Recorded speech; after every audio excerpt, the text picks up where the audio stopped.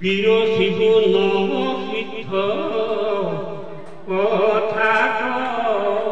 ৰন্ধে এই বৈকুণ্ঠৰ শাস্ত্ৰ এইটো মহাভাগৱত পালা পৰীক্ষিতে সুখ মুনিৰ মুখত এই হাত দিন শুনি উঠে তৰি লাগি পতি এই সুৰকলি দুব্যাত কৰে নাই গতি এই শুকনি গতি শুনি উক পৰীক্ষিত বাসুদেৱ নাৰদ বাৰবি উৰিত নিমিনব সিদ্ধে যেন ভৈলা উপাখ্যান কহু সাৱধিক কথা বুয়ো সাৱধান এই বাৰে বাৰে নাৰদক কথান প্ৰমাণ হলে নিৰন্তৰকাৰী কৃষ্ণ অগুৰৱে এই জীৱন্তে মুক্ততে হওঁ জানিবা সাক্ষাৎ তথাপি কোৱাতি কৃষ্ণ সেৱাত মুকুতি সুখত কৰি ভকুতিহে বৰষ তথাপি নভজে লোক কিনো কৰ্মধৰ এই বাক্য কৰ্ম মনোমুখ আছে মানে যাৰ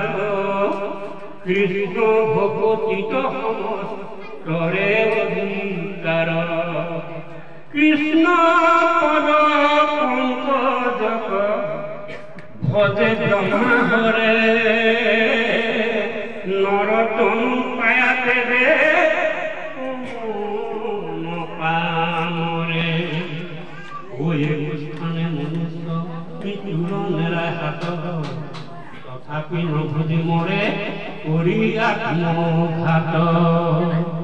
ও কৃষ্ণ সেৱাতে গুছে মৃত্যু ভয় জানিয়া কৃষ্ণক ভজা কৰিয়া নিশ্চয়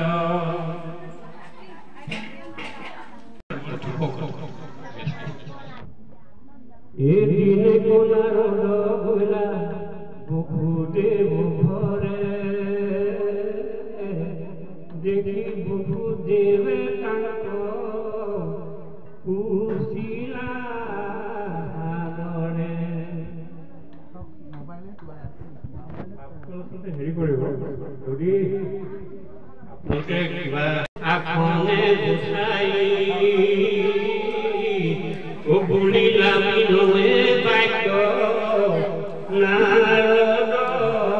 কচাই আজি ৰঘুনাথপুৰৰ মানে এটা ক্ষেত্ৰ অনুষ্ঠান হৈছে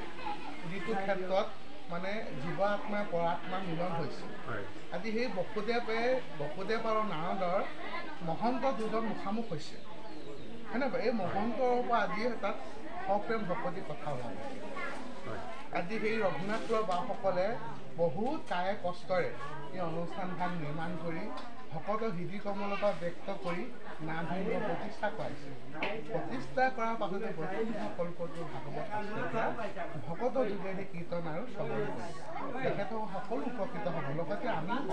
সেইবুলি আপোনাৰ মহন্তক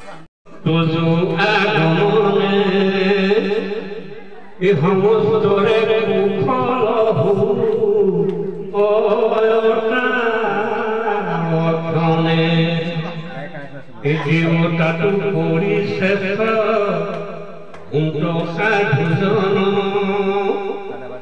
সাধু সন্তে সৰ্ব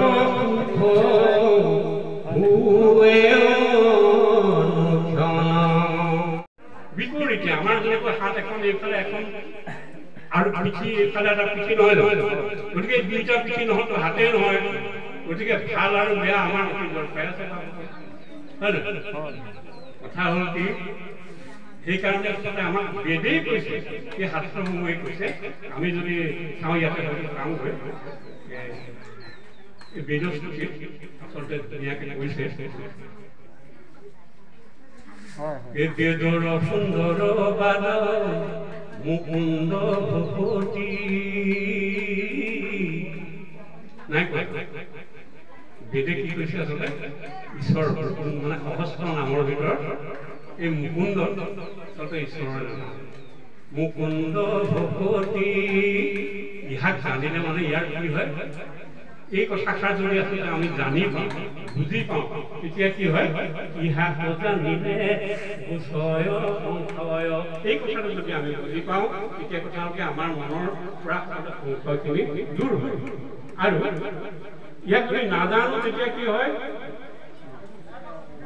আমাৰ মাজত আচলতে বিপাক ঘটে হয়নে বাৰু গতিকে আমাৰ বিপাক ঘটা ব্যৱস্থাবোৰো আছে নহয় নহয় জানো যেনে আচলতে আমাৰ সমাজত ধৰক নানা ধৰণৰ বুদ্ধিজীৱী লোক যিসকলে আচলতে আমাক এই পথটোৰ পৰা আমাৰ গুৰুজনে দিয়া এক পৰিণাম পথৰ পৰা আচলতে